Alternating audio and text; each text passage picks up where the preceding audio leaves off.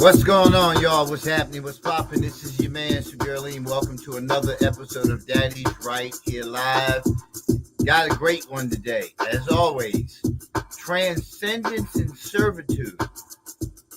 What the hell does that mean to my life? What does that mean to my existence? Huh? How does that tie into anything regarding personal growth and development? Well, that's a good question.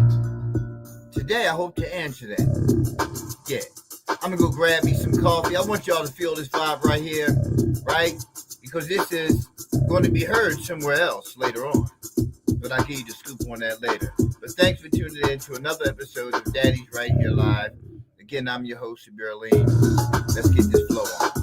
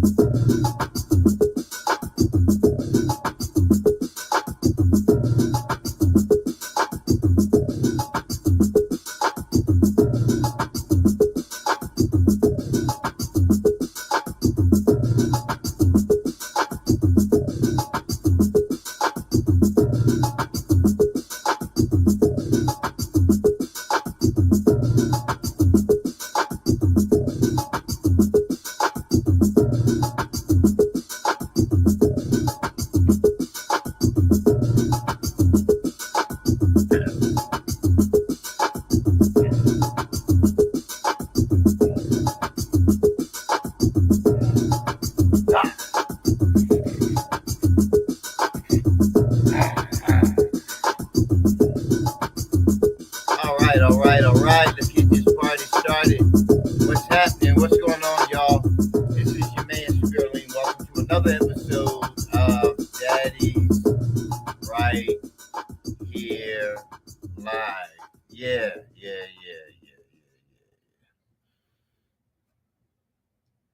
What's happening? Huh?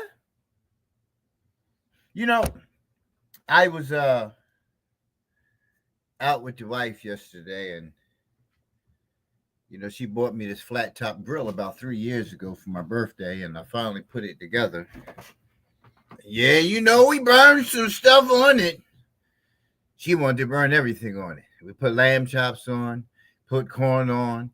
She wanted to put on bacon, pancakes. This is like 7, 8 o'clock last night. Bacon and all. She wanted to just do all the stuff. It took us a minute to get the thing lit because the instructions just wasn't working out. And YouTube came to save the day. So thank you for all you folks who take the time to put stuff on YouTube to enable us to be able to learn some things, man. Because I was just lost, like the thing ain't working, and I was ready to get a box of matches and just go ahead and start lighting the burners, whatever it took to get the mood, going, man, to fix the food. I was going to do that, but I wanted to get a flag. I wanted to put the American flag, outside of my home. But I would have had to mount the thing on the wall and all that. And my wife said, well, that's kind of big. I'd been feeling like I was like sitting on the White House lawn or something with that big, humongous flag that's out in front of the White House. But I wanted to put a flag. Now, I don't know about you, right? I don't know about you, but like I never got into the holidays and things of that nature. And, looking back, I look, and this is I guess a testament of a sort to what it is that has begun to shift in ours in America across the board, but especially in the Black community. There's been so much anti-government, anti-white, anti-this and anti-that, and then always claiming and professing pro-Black, power to the people, but have seen throughout the 60 plus years of my life, no pro-Black activity, because so much time has been spent in anti-activity, right? And very un-American to me, right? I keep hearing it within my spirit, man, about like how much conversation is often had amongst Black folks that is anti-white, anti-government, always accusing whites of being racist and not looking at your own racist conditioning. A conversation we don't want to have. I'm not teaching my children that shit. I'm telling you that now. My children won't be raised with anti-whites and anti-government and all those other things. Right? Sure. Everybody does something we're going to be in disagreement with. But when I'm called a nigger by someone, right, who looks like me, I'm supposed to accept it, receive it, so on and so forth. I'm better than if I don't indulge in the kind of dialogue about, using, the N-word. We call it the N-word. Like, we're like, listen, it's like the bottom line on it is that's the conversation. It's every conversation pretty much is laden with that. Right. And when I say every conversation, I'm saying like when you just amongst so-called friends, when you with the homies, when you with the brothers, when you outside of the circle of those other people who you fake and fraud with, the people. Well, we're not talking about them. We're talking about you.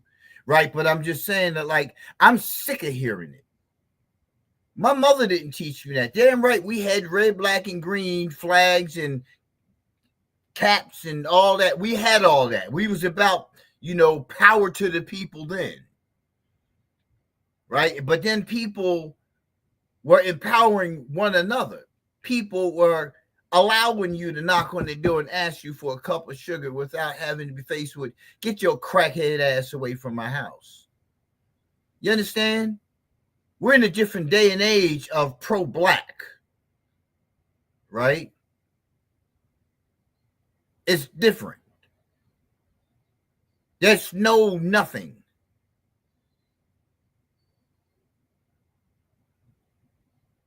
I don't carry.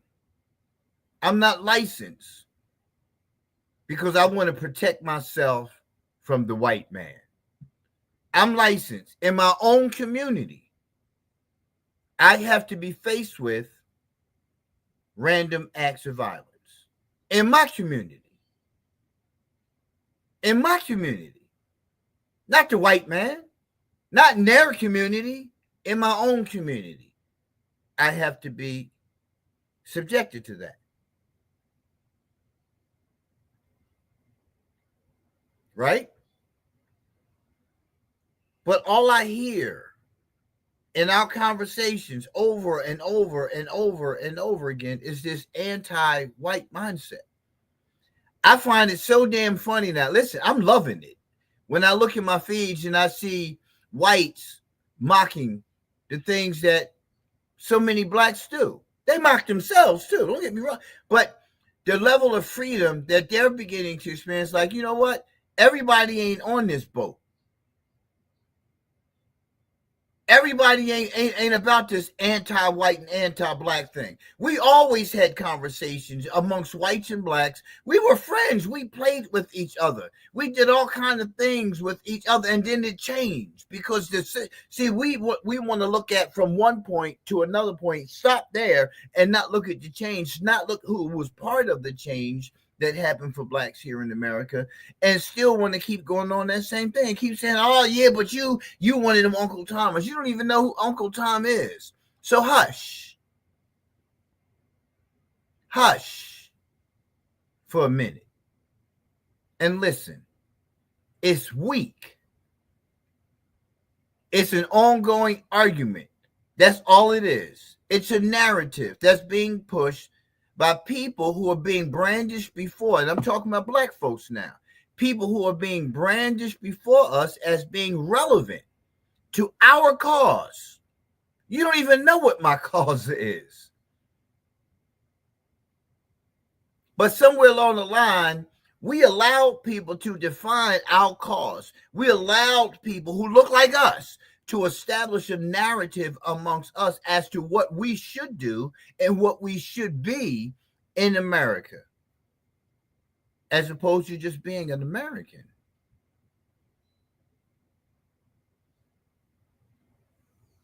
As opposed to just being American. I'm an American. I'm not African American. I'm not colored.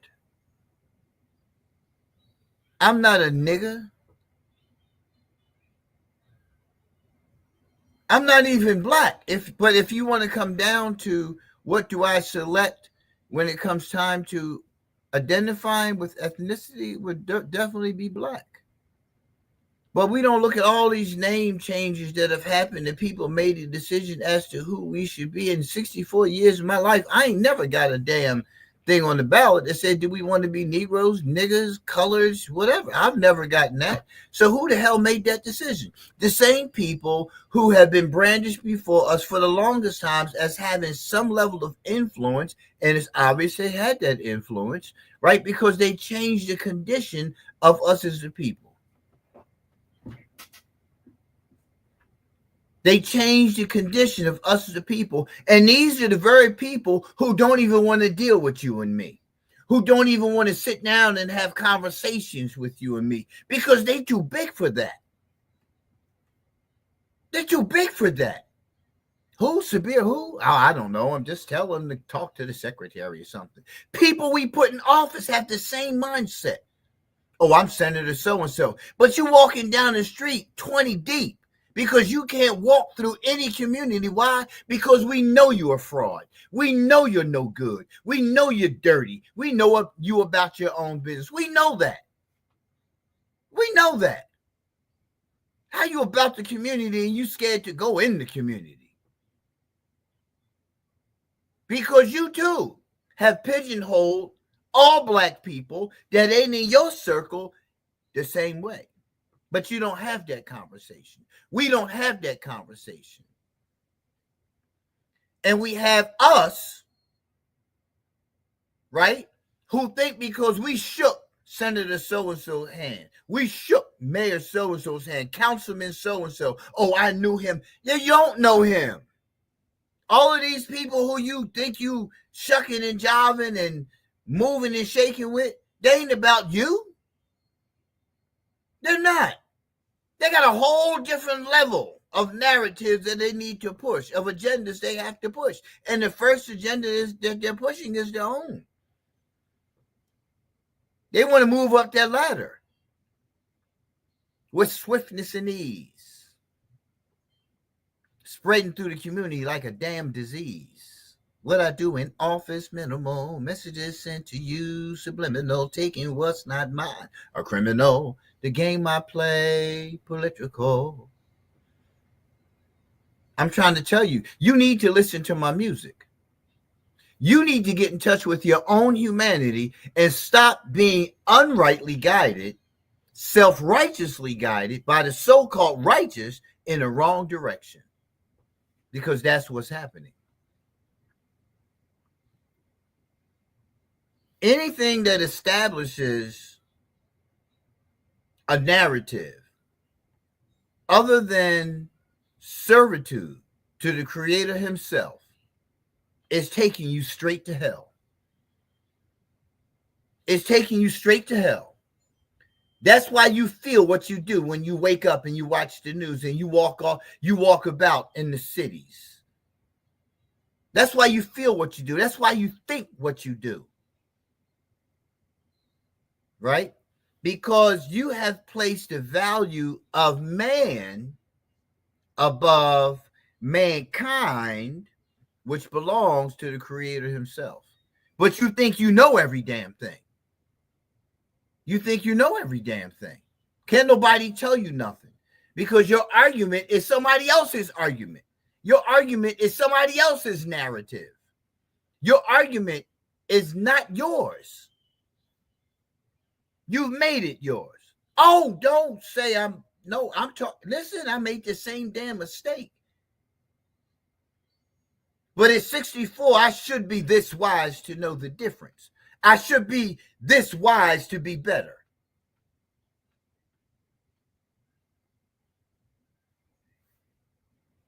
But the weak conversation that people come back with, well, you used to do it too. You're right. Good observation. I used to do it because I was dumb, young, stupid, and making bad decisions just like the other person. But when you shake off the boy and you start entering into young adulthood, you should start seeing some things differently, and you should start having different conversations and stop being led by the stupid, because that's what they are. They're stupid. You know what a stupor is, right?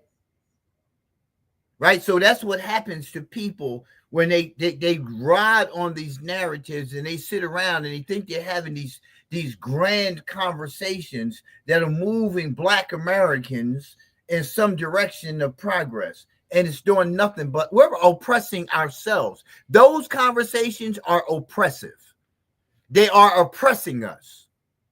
Our youth today have no want, simply because they don't see it, simply because they keep hearing the same narratives that I've heard all of my life. From the point I was able to comprehend, right? From the point I was able to comprehend, that has been the narrative all my life that I have heard. We still begging. We still blaming. We still not wanting to be held accountable. We still don't want to take responsibility. And then me, I come along and I say what I'm saying. Oh, yeah, he one of master's babies. Yeah. Hey, listen. You need to come to understand who the master is. I bear witness there's but one God worthy of worshiping. One God worthy of worshiping. Lord of the world's master of the day of judgment. Thee do we beseech. Thine aid do we seek for help. That don't ring nothing true in most mouths that spew it. Simply because it's just uttering words. You surely don't know what that means. Your go-to source for everything. The master of the day of judgment. You've already been told. You've already been told. He is the master of the day of judgment. He is the Lord of the worlds. We've been conditioned to make man the holder of those titles. We've done that. We've done that.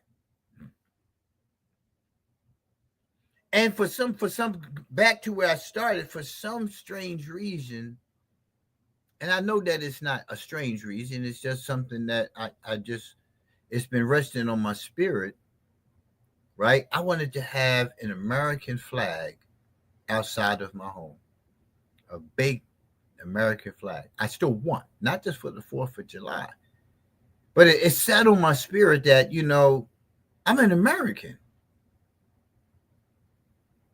And I understand the fight. I'm 64 years old. I'm far from stupid and more knowledgeable than most of you who, profess to know so much. Profess to know so much. Right? And instead of seeking to learn and get a feel for, because everything was written by man as well. So we have to tread lightly on what we don't know. It's a lot of damn opinions out there, and mine's included. It's a lot of them. But I've worked 31 years in the field of human services, working with serious and persistent mental illness and substance abuse, misuse is included in there, for those of you who don't know. I have just as many years in the field of staying away from the life of drugs, alcohol, and the streets. Yeah. April 17th, 1994. That was it. I walked away from the corner. It's out 3, 4 o'clock in the morning, standing on the street with my man. And I was like, yo, G, I'm getting ready to go home, man. I'm gone. I ain't coming back. I remember saying those words.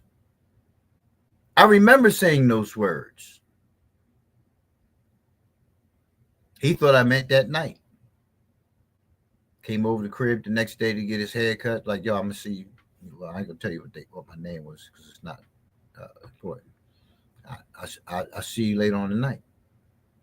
I said, bruh, no, you won't. I'm not coming back. I'm not doing that no more. That ain't.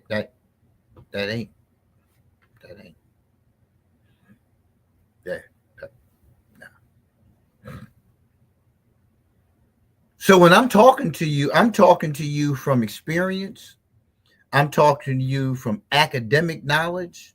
I'm talking to you from research, right? All those things together, right?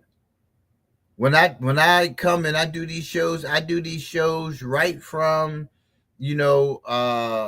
articles, and I support or not support that which is written in these articles based on all that I just presented to you, right? But if you're still walking around talking about hate the white man, hate reparations, we need this and we need that, and we in this condition because of the white man, that's tired, man. No white man stopped me from doing nothing in life. Never. I didn't get the message in elementary school that you just going to be a janitor. I didn't get that message. I didn't get that message about anything that degraded me, demoralized me, demasculated me, none of those things. I got none of those, and most of my teachers were white. I was always encouraged to do better, to do my best. Always. I didn't get those messages. I hear people saying that this is what I've never heard that in school, ever. Ever. I was never taught nor told that anywhere in my life by any white person that I would be a failure. I grew up in Wilson Park Project from 1960 to 1977, 78 when I left there. Most of my friends at that time were white. We didn't have conversation about hate. There weren't, symbols and signs of hatred around us. We lived together in harmony. Outside of the project, there were another group of people, who didn't want us in their community, but we had to pass through to go to school. Many of them were from Poland. Many of them were from the Italians were not in that particular part, but it was mostly Polish folks who lived in that particular section. And anybody who knows about the history of South Philly could pretty much attest to, the migrants, mind you, the migrants who came. Yes, the migrants. But there was one old guy, his name was Pops. Pops had a little store in this block on Rittner Street. Yeah, he had a little store, penny candy store. We'd go through on our way to school, and we stop at this store, and we get ourselves some penny candy. Neighbors hated him for it. Like, why you got these niggas out here? And he would go out there and he would sit right there. He was an old head. He, very kind and gentle man, right? Always made sure everybody came in the store left out with candy, even if you didn't have no money today, right? But he had the good candy, was in the big jars. You go in there and your eyes just get as big as quarters. You'd be like, oh, there's candy. But, we come out of the project. That's what I want you to understand. We come out of the project away from all of the white friends that we had that lived in the projects. And we walked through other communities where adults, teenagers, with their children, would throw rocks and bottles and stones and stuff at us on our way to school. We're going to elementary school. Sick people, right? Sick. How an adult can go and throw rocks and bottles at elementary, just beyond me. Then they had the boys who would play hockey. They would play street hockey right there in front of the fire station. The first district police station right up the street. They knew these things happened. They didn't care. They didn't do anything about it. Every now and then you might get somebody running out of the firehouse. Hey, leave those kids alone. Right? But it was the culture of the environment. It was the culture of the environment. And I went through that all the way up. And anybody knows about Philly, South Philly and Southwest Philly, the 29, the 79, the 37, the G, all that blacks are subjected to. But I say this to say they had every opportunity, if I wanted to make the choice to be hateful, to hate whites, that would have been the perfect time. That would have been the perfect time. Right? It's easy to fall prey to that kind of thinking, especially when you're not around others who don't look like you. But when you grow up in a community where it's a mixed community, where it's a very diverse community, you don't see those that live in the community with you as the same as those outside of the community. There's something wrong with those people. But then when you come home, and over time, the environment changes and it becomes predominantly black, and then you begin to see the murderous acts, the acts of violence. You begin to see the destruction of the communities. You begin to see the deterioration of the community, the lack of care. You begin to see all of those things in the community, right? We had grass. They would cut the grass and they would come out there with the lawnmowers and all that kind of stuff. It was beautiful. And then it began to change, and then my home got robbed like 4 times. My mother worked hard. She worked hard. And they people were not there, and they break into her house. A single black woman. So there's no respect for the black woman, right? Who's grinding on her own to take care of her own children. That hasn't changed. It has even gotten worse. There's no respect for young life. Right? There's children in the house. People broke into our home when my mother was at work. We were upstairs in our bedroom sleep. They broke into our home. Blacks broke into our home, sat down, junkies, and ate peanut butter and jelly sandwiches and all the candy. They said they were comfortable enough to know, because they obviously watched the house, what time my mother went to work, what time she typically came home from work, that we were in the house. Now, what would have happened had we had awakened and encountered these folks in our house? Right? No thought about any of that. Right? 12 gauge got shotgun put in my face for a chain that didn't belong to this person, but this person who owed me money, who brought the chain, who didn't want to pay the money, didn't think I was going to come see him about my chain. So I came to see him, and I kept coming to see him until I got my chain. Then when I got my chain back, he sent somebody to get the chain back with a 12 gauge shotgun in my face. I handed it back, but I was still persistent. Still got my chain back. After all that, I still got my chain back. Like, listen, dude, what I'm saying to you is, how do we invest so much energy into rolling this narrative out over and over and over again when I'm practicing on protecting myself from somebody who looks like me? Who looks like me? I'm not protecting myself from some racist white. I'm protecting myself by somebody who's going to call me brother when they walk past me. What's up, bro? What's up, brother?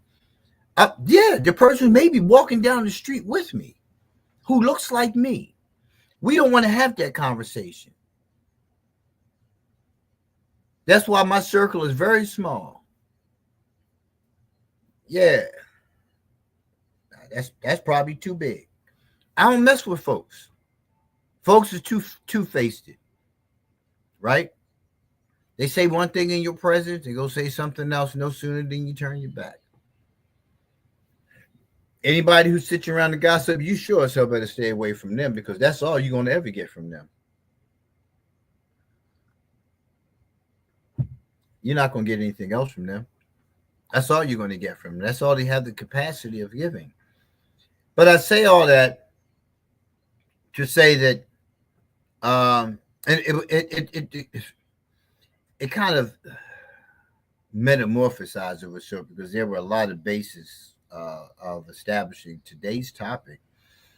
But I was just really talking about how paying attention and learning for yourself and making decisions to say things about things, people, places, and things based on what's here. You can intellectualize and rationalize and justify yourself into a 6x6. Yeah, real quick.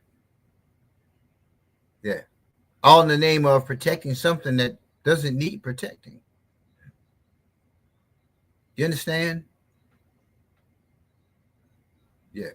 Say the streets are yours, how's that so? When your homies wet floors with blood that's yours, spilled on a daily by one another, see him the next day calling him brother. Holes in your pockets, but there's a full. Your family's without you, your woman they pull. Low down and dirty, this game you play. You learn the truth when you go away. Books empty, bills behind your back.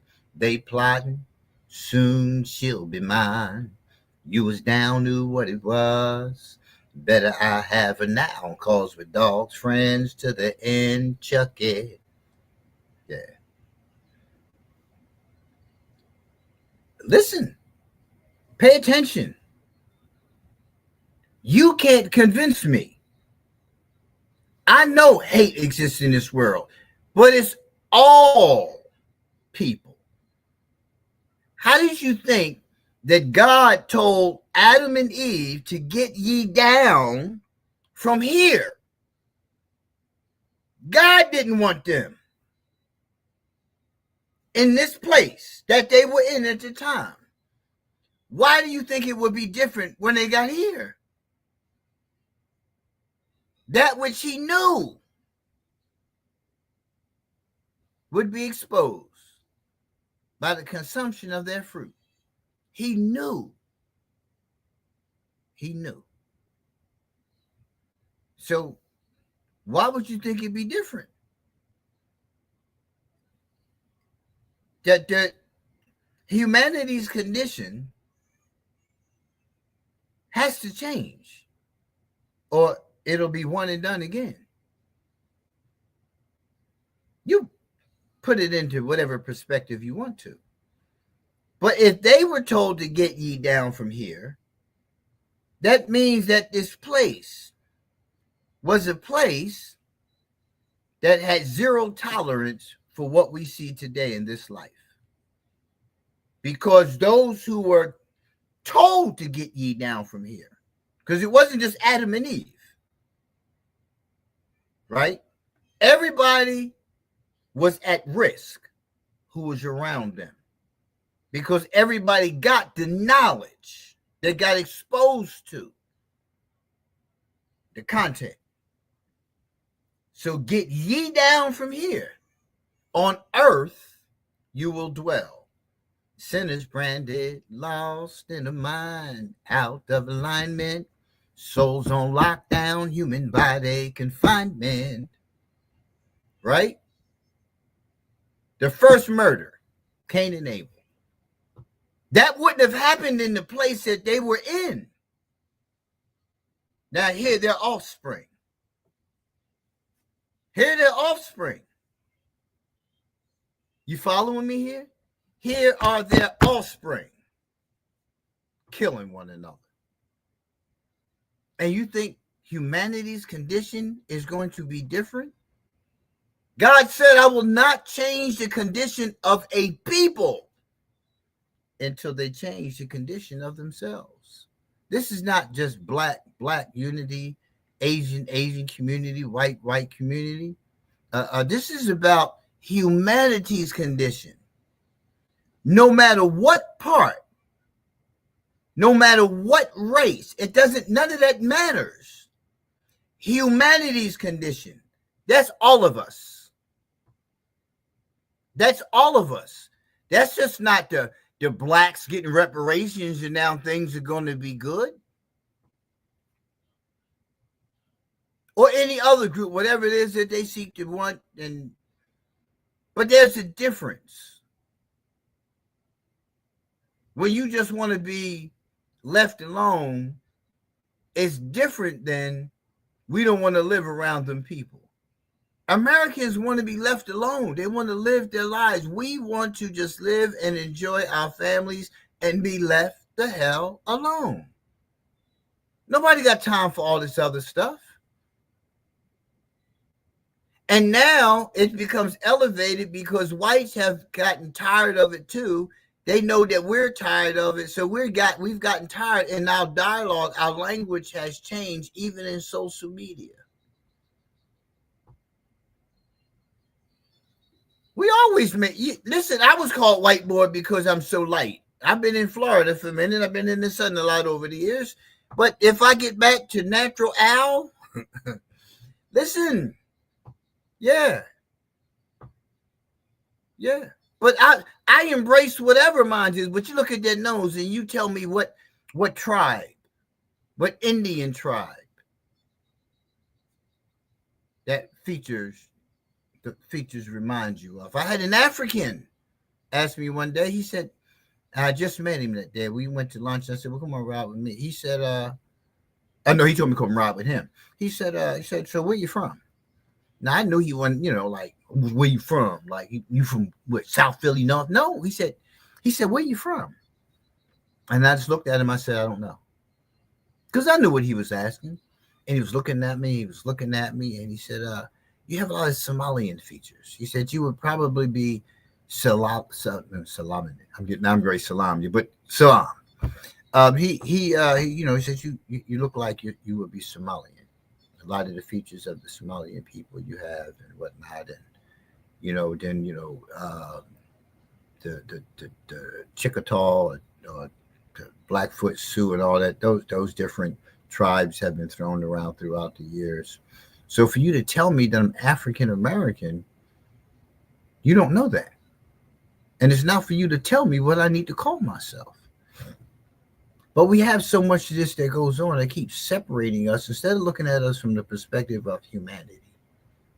Humanity's condition has to change. God didn't say when the black people change, when the white people change, when the Asian people change, then I'll step in and I'll wipe all this madness away. No. Because when we follow the narratives of other people, the divisive stuff, the separatist stuff, when we follow that kind of stuff, we are adding to the length of this sentence, this test, this trial. We're adding to it. We're adding to it because we're still practicing disunity. We're still practicing divisive things. We're still not understand why it is as a people, humanity, why it is that we do what we do without pointing fingers. When you're complicit to conversations that happen around you that right, mean nobody any good, right? You're part of that. Being complicit doesn't exempt you. It just means that you don't have the courage, for whatever reason, to confront that. And sometimes it's not because you're weak. Sometimes because it's just that, like, let me just go ahead and hear it out, right? You can't keep sitting and keep hearing stuff out that's wrong and not confront it. It's just listen. I want you to listen to what I'm saying to you.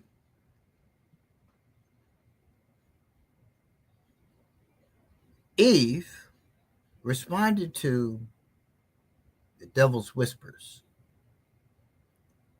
Adam had to be responding to something for God to put Eve in there as his helper. Why did he need a helper? To cook for him? Well, Adam was there for a period of time. We don't know how long, but what to cook? Cook what? Nuts, berries, fruits. Lands of milk and honey. Being permitted to eat certain animals, that's their permission. When we look at healthy living, what we know is that fruits, nuts, berries, water is included in the fruits.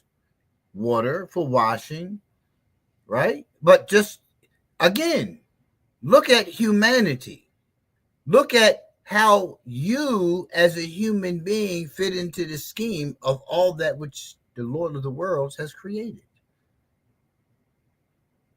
Who the hell cares about what's happening in the White House for real? You're going to get upset. We're going to get upset. This is taken away. That's taken away. I'm glad I don't have to make those damn decisions. Because y'all would want to, to what's that? What is they? Y'all want to kill my ass too. Right? You people get in office and have to make all these decisions, and all these people do all these ludicrous, outrageous things. You want to, what is that? You just when you want to put him out of office, this, that, and the other. You go make them damn decisions. Hell, y'all struggle with making decisions in your household when it's you, your woman, and a baby, and you can't get it right. Imagine having to lead the world. Imagine having to lead the city. Right? And make these decisions for all these people who are following all these narratives that are all over the place, and none of them None of them are requested to benefit the whole. Black folks need this. The white community needs this. The Asian community needs this. The Jewish community needs this, and so on and so forth. Everybody wants their needs met. Everybody wants their needs met. Some put some on a higher level than others. We have that. That's called classism. But it's fine. What is that going to change for me? Well, brother, well, if they move us out, that's they put us out, then we don't have no. Brother, what are you talking about? What it should have could is if it happens, you deal with it as it happens. You become educated, you pay attention to what's going on around you, you prepare yourself. You're ill prepared. If the only thing you can do is keep being on defense, you have no offense. And that's the problem. We don't have any offense.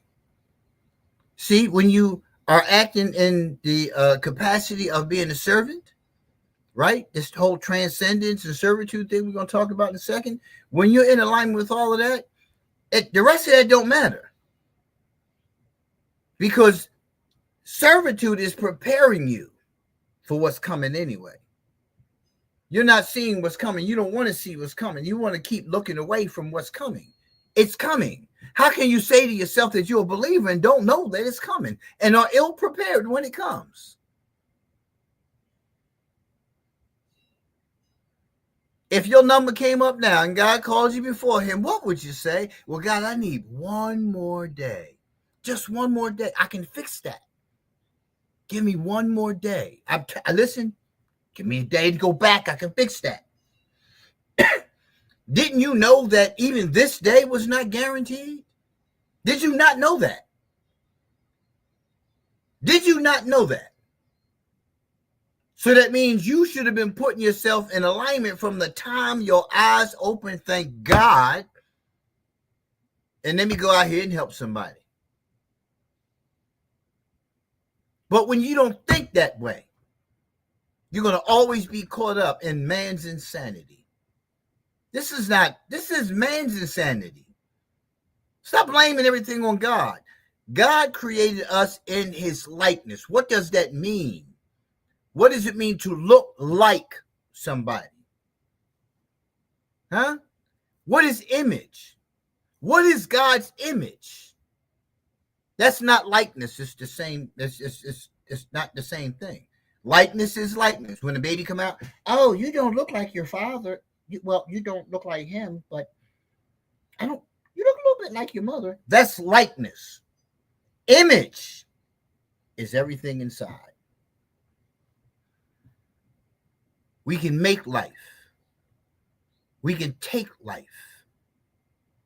We can give life. We can save life. Do you understand? No. Because those are just two words, likeness and image, that you haven't even researched to understand what it means to be created in his likeness. What does that mean? What does the word likeness mean? Yeah, look it up and apply it to your humanity, your conditioning, your existence, void of this other stuff that man has created around us.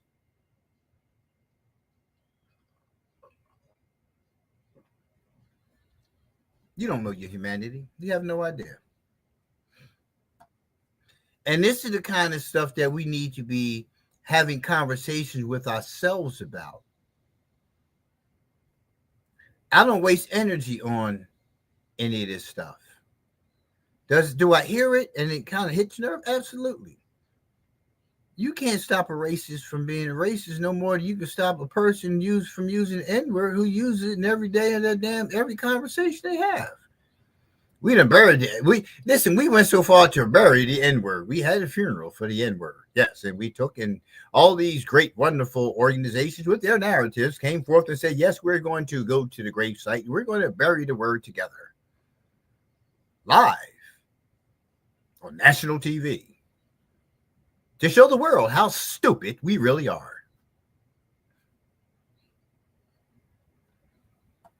Walk away from the gravesite. Nigga, that was good, wasn't it? But it's a matter of we don't want to look at these things. Wake up. Stop listening to just folks who look like you. Listen to the Democrats. Listen to the Republicans. I love to listen to Charlie Kirk. Sometimes he be hitting below the belt, but damn, once you shake it off, you say, well, maybe he's got a point there. I listened to J.D. Vance during the election. Makes sense, right? My tattoo artist, he said, listen, I ain't got no problem saying I'm a white separatist. We had great conversations, right?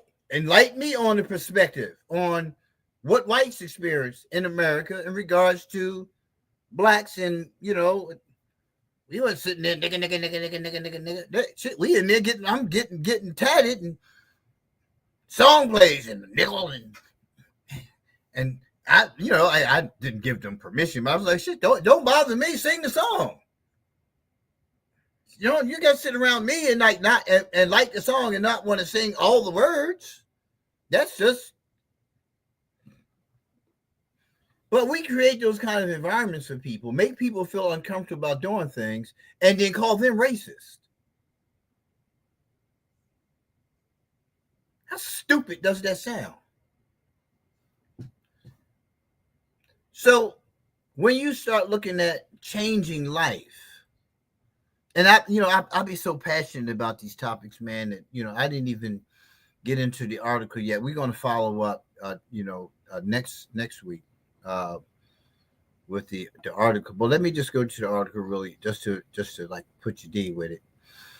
So the article is from Psychology Today. The author is Chris Bradshaw, PhD, LPC. Relationships.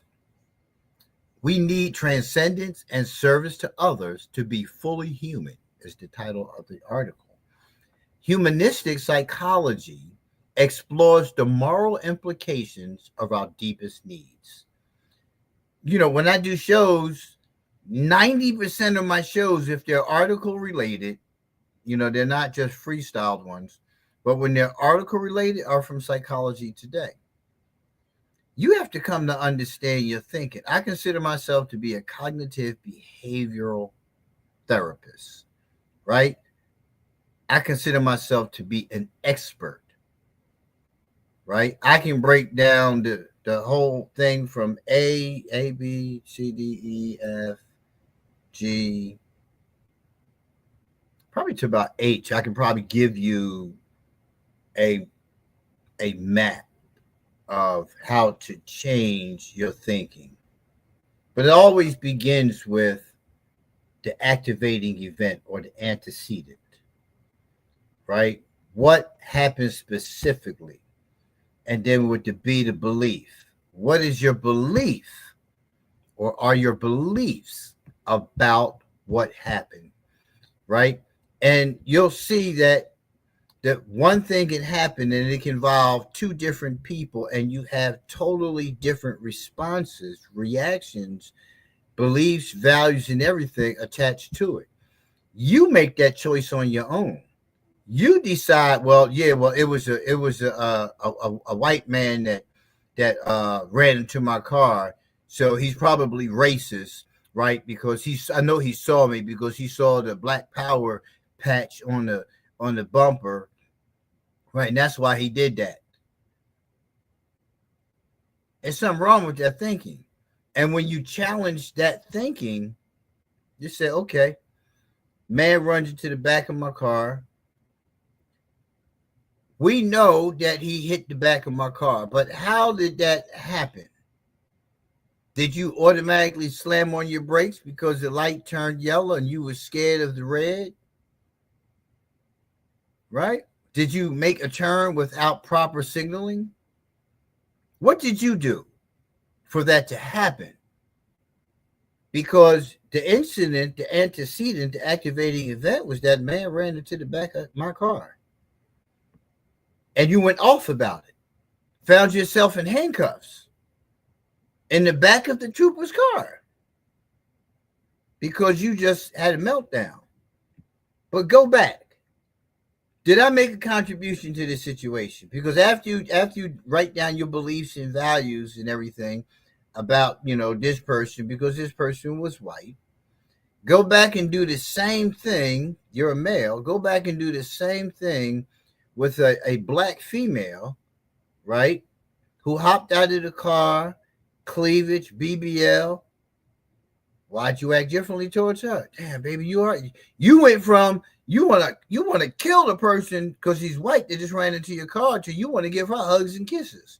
You done forgot she ran into the back of you because now all you know is you want to run into the back of her. You understand what I'm saying? So you make the choice, you make the decision as to how you're going to pursue something, right? Based on values, beliefs, your morals. But if you don't have an understanding of your humanity and what you should be in alignment with, you can see how out of alignment you are with God, right? And then you begin to see, we're not talking about religion. I'm not having a conversation about religion, but I'm indicating and referencing religion because if you call yourself a believer, how can you not know this part of it? How can you not know that science, psychology, all this stuff encompasses humanity? Humanity lives within the realm of all of this.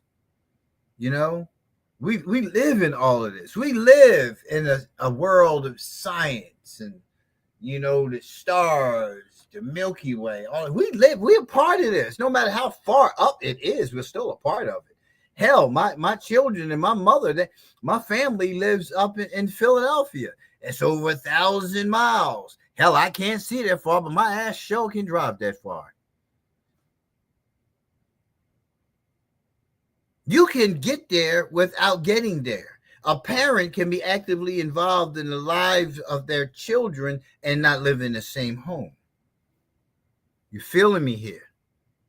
Because when you're actively involved, it don't matter. When you're talking to them on the phone, when you're getting the child regularly, when you're having positive conversation, when the other parent they live with is having positive conversation, it's impacting the growth and development of the child. We're part of all of this. If all of that above us falls down, who you think it's going to fall on? As always, I'm your host, Berlin. Y'all have a great, wonderful rest of your week, and I'll see you next week, and we're going to finish up this conversation. Yeah, we're going to finish it up. Peace.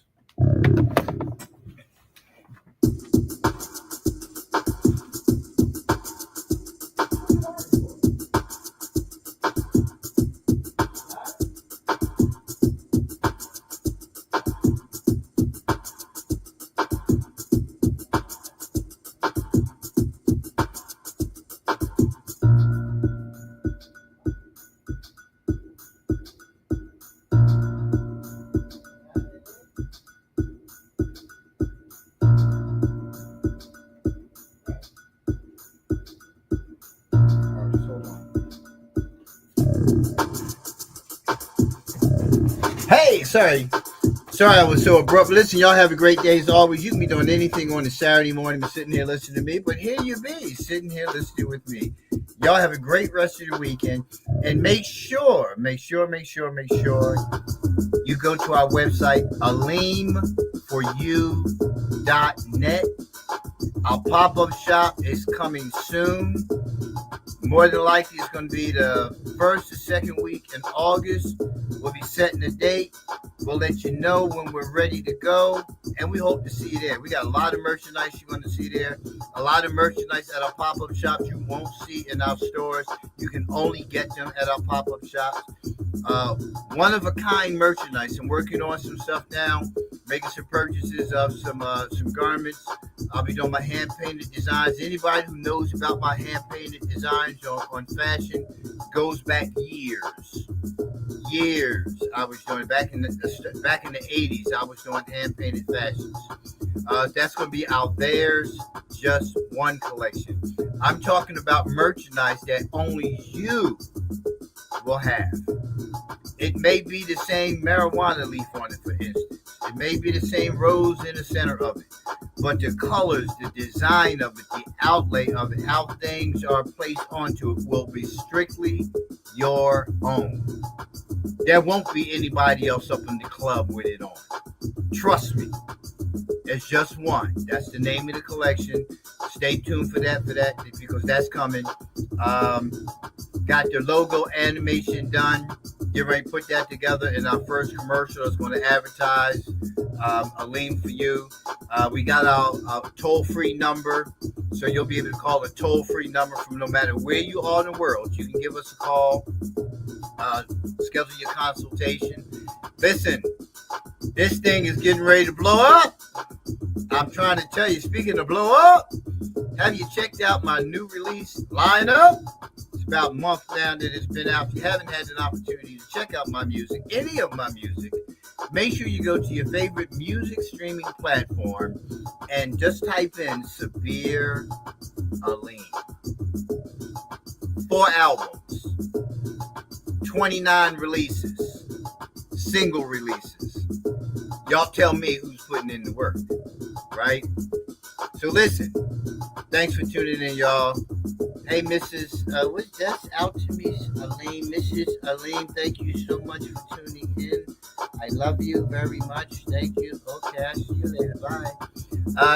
So anywho, listen, you guys have a great one. I appreciate your support. Peace. You'll hear this beat again. I can't stop myself. Album number 4 just came out a month ago, and I'm ready to chop it up again. TikTok. Couldn't be with y'all today, TikTok. Had to show some love to my Facebook family. But if you missed me, go to my Severe Aline Educational Station on YouTube, where you can see all 400 plus videos. Invite some friends over. Summertime, y'all sit outside chilling, get your swirl on, have a conversation, sit down and watch one of those videos. Watch 30 minutes of the videos, and I guarantee you, sparks will fly. Guarantee you. Yeah, somebody might change their mind about you and say, hey, it's time to go. But anywho, just make sure y'all check me out. Have a great one. I'm your host, Severe Aline.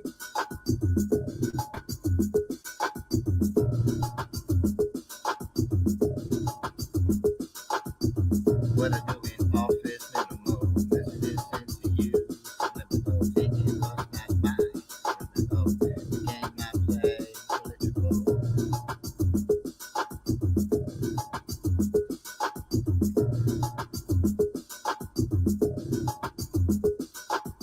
Electronic devices, when the crisis, mass propaganda seeks to divide us, government control, media platforms, blatant disrespect, is making us conform to a land full of hate, where the Messiah just can't wait. In the meantime, by the black man, there's a line in the sand. In the meantime, by the black man, there's a line in the sand. In this place, nuts, berries, and fruits, rivers of milk and honey, silk and brocade pursue, paradoxical enlightenment, spirits running free, creations in pairs, just one made like me, a servant to the core, toiling hand and foot, morning dew upon my body, clings to me like soot. The 3 of us together formulate the twine. A cord cannot be broken, but the line is from the divine. It's not the voice of reason that tore us from this place. It was an unconscionable intuition that made us have a taste.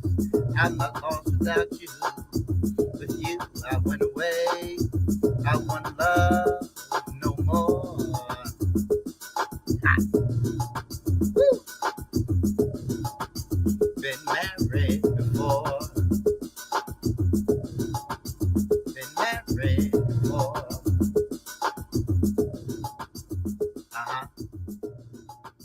Y'all have a great weekend. Peace.